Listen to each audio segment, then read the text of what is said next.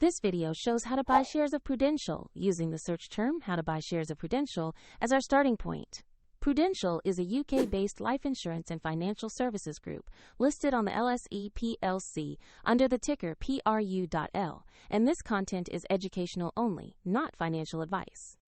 To purchase shares, you need a brokerage account. I will use eToro as an example to demonstrate the steps. After registering, you must verify your account with an identity document and add funds to the account before you can buy. Use the platform search bar and type the ticker PRU.L to find Prudential.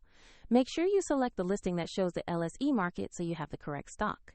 On the asset page, review the company summary, and the price chart to confirm this is Prudential PRU.L.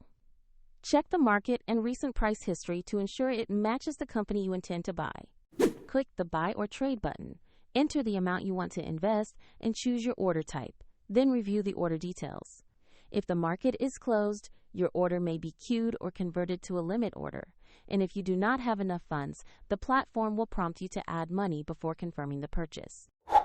After the order executes, your Prudential position will appear in your portfolio. If you want to try the example platform, the link to eToro is in the description below.